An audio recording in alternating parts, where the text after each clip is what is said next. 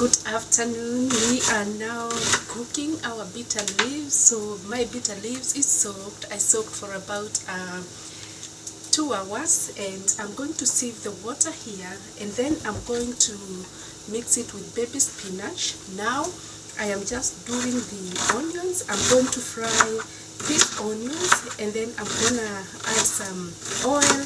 I'm going to add some salt, and then once the onion fry, I am going to add my bitter leaves. And this is my first time. I have never tasted it.